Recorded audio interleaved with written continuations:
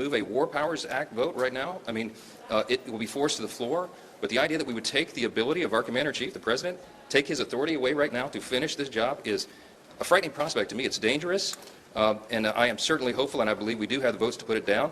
Good afternoon, everybody.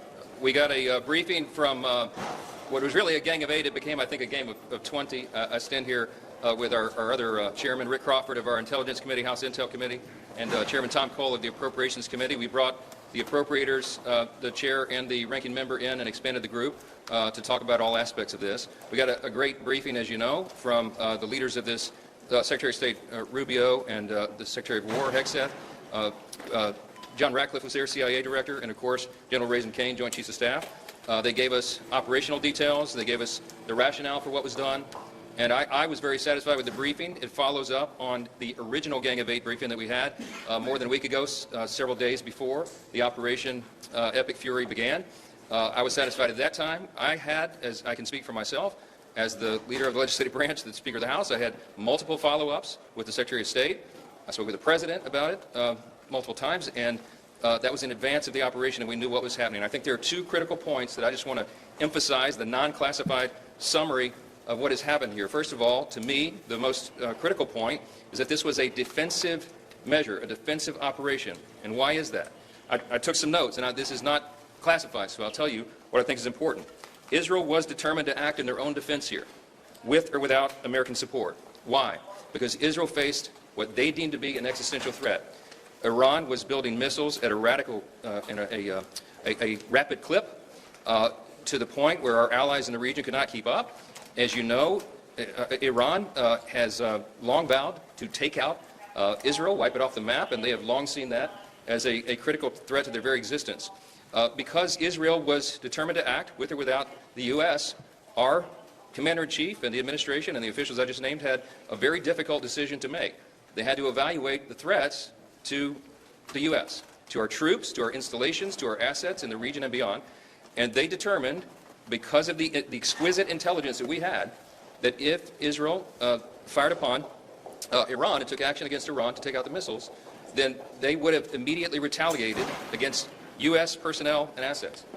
We have troops in harm's way, and we have many Americans in the region, and that was of a great concern.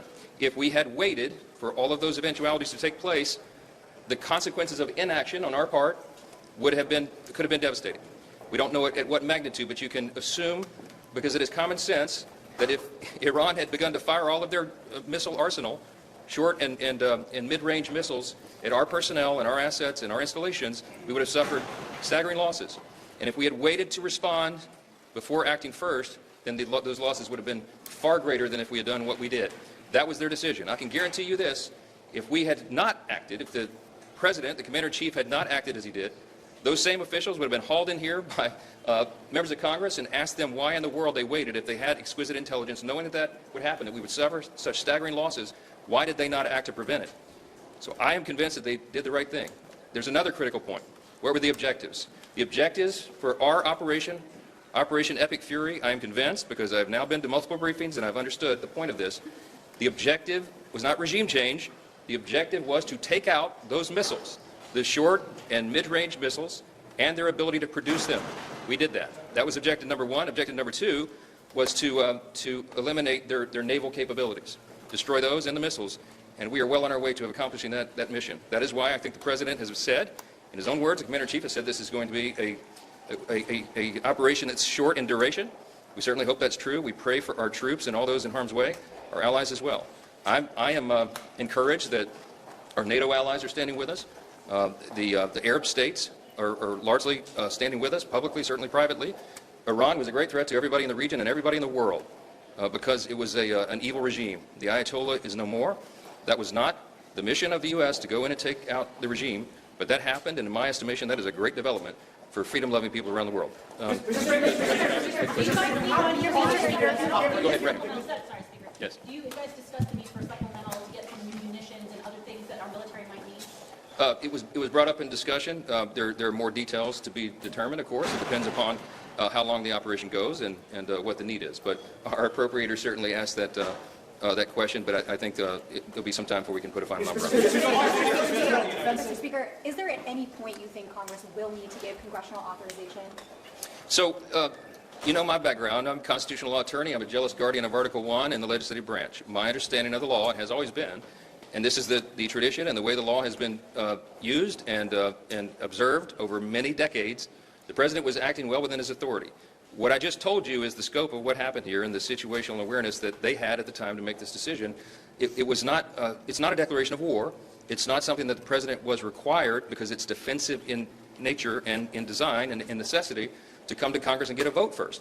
And if they had briefed a larger group than the Gang of Eight, there's a real threat that very sensitive intelligence that we had, might have been leaked or something. So this is why the Commander-in-Chief of our armed forces has the latitude that any Commander-in-Chief, any President always has, because they have a set of information that is sensitive, timely, and urgent, and they have to be able to act upon it. They did that. Now, as you know, under our system, there are timetables that are involved here, but I think the idea that we would move a War Powers Act vote right now, it will be forced to the floor, but the idea that we would take the ability of our Commander-in-Chief, the President, take his authority away right now to finish this job is a frightening prospect to me. It's dangerous.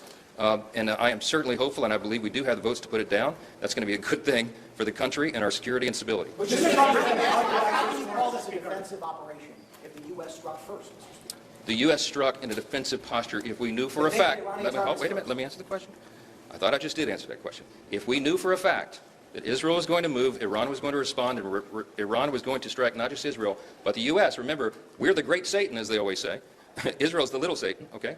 That they would act. We knew that intelligence. There was a name for the plan. We had all the information, all the intelligence. I'm not going to tell you how we knew that, but we did. We have the greatest intelligence operation in the world and the greatest military. And we had an obligation and responsibility to use it to protect our interest, our people first, our troops, and our personnel and our assets. That is an America first objective. That is the objective of the country. The first responsibility of the federal government is to protect the country and its interests, and that's what we did here. I don't know how it's... Congress has the authority to declare war. Shouldn't it have authorized this war? In my view, right now, our military and the Commander-in-Chief, he is presiding over the completion of an operation that was limited in scope, limited in its objective, and absolutely necessary for our defense. I think that operation will be wound up quickly. By God's grace, it will. That is our prayer for everybody involved, our troops and everyone else.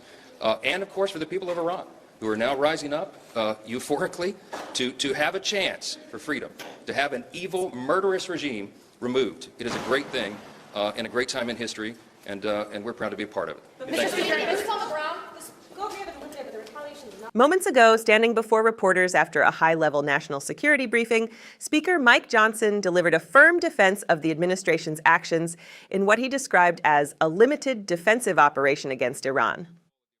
Flanked by the chairman of the Intelligence and Appropriations Committees, Johnson made clear that he was very satisfied with the briefing he received from Secretary of State Marco Rubio, CIA Director John Ratcliffe, senior military leadership, and other top officials.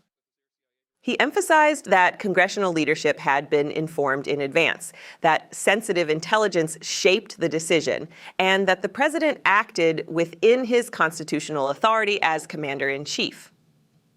But beyond the procedural details, beyond the references to exquisite intelligence and operational objectives, what unfolded in that exchange reveals something far larger than a single military action.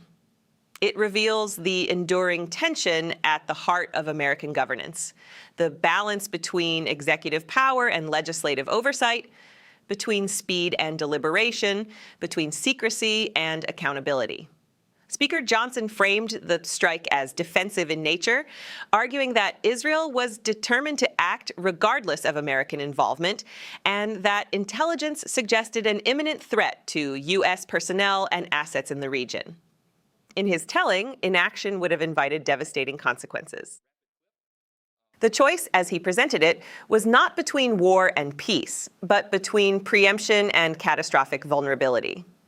He described the operation, named Epic Fury, as limited in scope, targeting missile capabilities and naval assets, not pursuing regime change. It was, he said, necessary, urgent, within the law. And yet, the questions from reporters cut to the core of the constitutional debate. If Congress holds the power to declare war, when does a defensive operation become something more? When does urgency override the need for broader consent? Johnson, a constitutional attorney by training, asserted that the president's authority was clear, that this was not a declaration of war, that revealing more information to a wider circle risked leaks that could endanger lives. In his view, stripping the commander-in-chief of authority mid-operation would be dangerous. This is the modern American paradox. The Constitution divides power deliberately, but the realities of global conflict compress decision-making into hours, sometimes minutes. Intelligence arrives classified and incomplete. Threats evolve faster than debates can be scheduled. Presidents act, Congress reacts, and the public is left to weigh trust against transparency. Johnson also spoke in moral terms. He described Iran as a profound threat to regional stability and suggested that the removal of its ruling leadership marked a great development for freedom-loving people around the world. Here, the narrative shifts from defense to destiny, from protection of American troops to the broader arc of history. It is a familiar American theme, the belief that decisive action can shape not only security, but the future of liberty itself.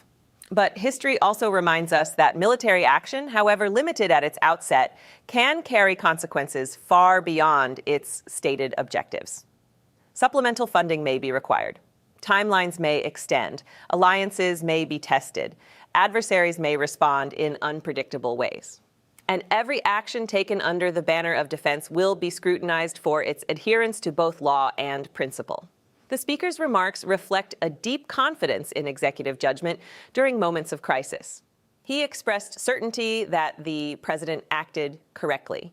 He expressed hope that the mission would conclude swiftly. He expressed faith that allies stand united. But in doing so, he also underscored the fragility of the balance that defines American democracy.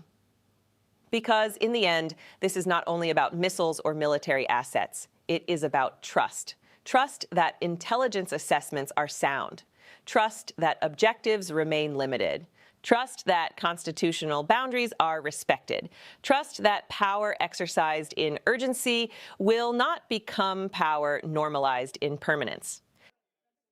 The American system was designed for moments like this, moments when fear and uncertainty test resolve, moments when leaders must act, but also explain, when the public must decide whether it believes its institutions are functioning as intended. Tonight's briefing may have satisfied congressional leadership, but the broader debate about authority, accountability, and America's role in a volatile world is far from settled. It will unfold in hearings, in votes, in campaign speeches, and in the quiet reflections of citizens who understand that decisions made in secure rooms echo far beyond them. In times of conflict, clarity matters. So does vigilance. The preservation of freedom depends not only on strength abroad, but on constitutional integrity at home. History will judge whether this operation was as limited and necessary as described, whether it prevented greater harm, whether it strengthened stability, or set new forces into motion. But one thing is certain, democracy requires engagement. It requires informed citizens willing to examine not just the rhetoric of defense, but the structure of power itself. Stay informed, stay vigilant, and continue to demand transparency and accountability from those entrusted with the nation's highest responsibilities. Subscribe to Liberty Report USA. Support our work to expose the truth and bring clarity to the moments that shape our republic.